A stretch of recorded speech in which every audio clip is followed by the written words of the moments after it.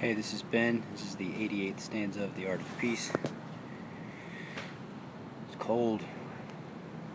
Taming my mind with the feeling of the cold. Feet, pelvis, core, heart space, throat, top of the head, full breath. And the reason why we break down alignment into 7 steps is because just simply saying align through the spine is too simplistic. It's too simple. It allows for whatever shows up to just be what's there, as opposed to giving yourself the opportunity to see more of what's available.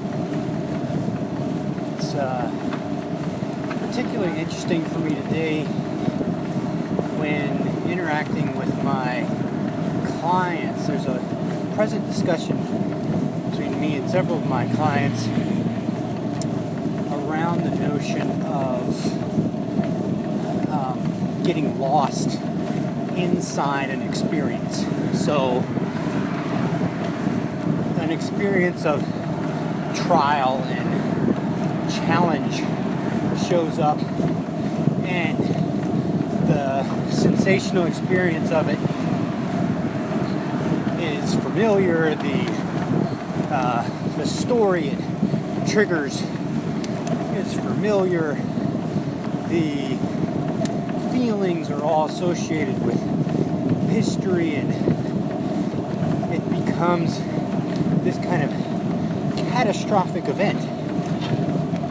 Not because the experience itself was so big, but because the client, one of my students, is so identified with this phenomena over and over again throughout their life that these triggers completely throw them off center.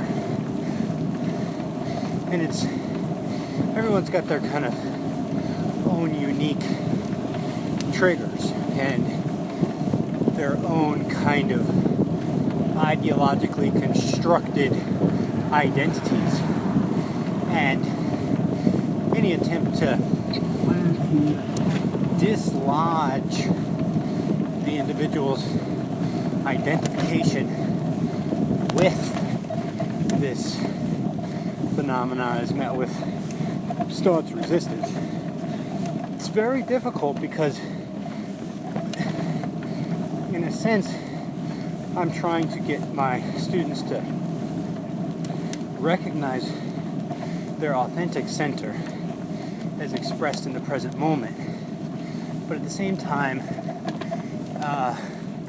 be aware of the constant ebb and the flow and change of that center.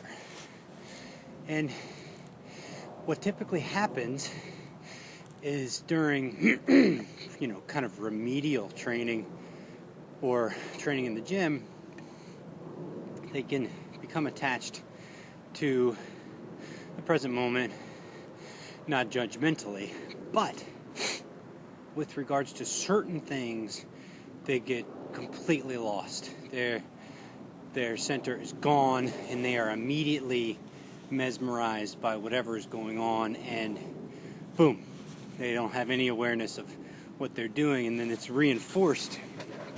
The craziest part is it's reinforced by the notion of obviousness. So yes, of course, this is the way it should be. Like, I forgot my calendar. I'm such an idiot. Of course you're an idiot for forgetting your calendar. And so then the thought process goes round and around, and it triggers these old feelings and blah, blah, blah. It's really difficult. And so, for me, the Art of Peace has so much more to do with the attacks associated with the internal environment, not necessarily with the external environment. And this goes back to these other stanzas where he says, strike the many with the one. And there's not a difference, whether it's an internal or an external.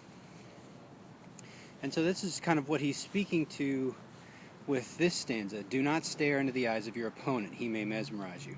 Do not fix your gaze on his sword, he may intimidate you. Do not focus on your opponent at all, he may absorb your energy. The essence of the training is to bring your opponent completely into your sphere. Then you can stand where you like. So the practice is literally bringing whatever's going on, whatever's happening, fully into your presence. And this sounds totally counterintuitive because you're like, wait a minute. So you're saying if I'm feeling total shit, feeling absolutely awful, that I'm supposed to bring it in and sit with it? That doesn't make any sense. But that's the thing. You bring it in. You're fully present with it. It's not more or less. It's just there. And then from there, you're able to move your awareness around to wherever it needs to go. And so that brings you back to choice. You have this choice to participate. And what typically happens is people become essentially mesmerized by what's happening. Oh my God, look at this, look at this, look at this. And the fixation becomes complete. Or they're intimidated by it. Oh, I can't fuck with rage. I can't fuck with this feeling of rage. That's wrong. I can't feel this way. Or it's a kind of complete disacknowledgement. Like I got students who will be feeling rage, total rage, but when it comes to the moment of expressing it or really acknowledging it, it's like, no, that's not it. No, that's not really me. No, I don't feel that. And so there's, I can't even fuck with that. And that's what he's saying with the sword. Don't get intimidated by the sword. Don't look at the sword. And that's, you'll be intimidated. I can't even acknowledge the fact that that's really inside me. And then finally, the thing that he's ultimately warning against is that in this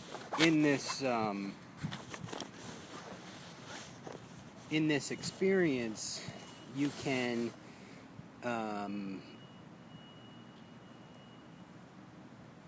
get completely absorbed into the point where you are it. You are the shame. You are the rage. You no longer have the awareness of being the awareness of. You just are. Your awareness is gone. You are fully immersed in the biology and the thought experience of the biological and intellectual experience and memory. Heck, you're using memory.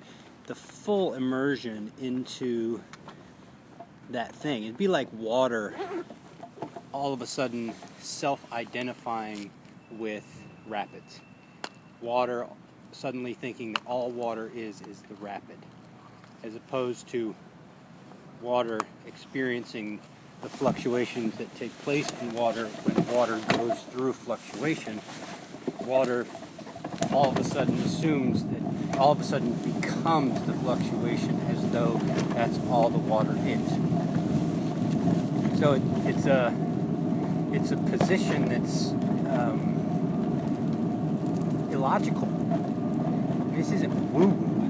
This isn't far out per se. I mean, this is some transcendent shit. If you understand what it means to be present and how to operate with presence, you understand the full significance of getting lost inside an internal swell, and how much getting lost inside an internal swell can influence how your life develops.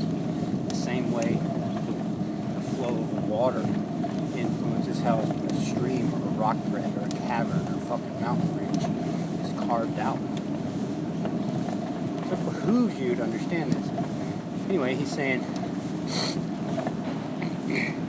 the essence of the training is to bring your opponent completely into your sphere. So what he's calling sphere is what I'm calling presence.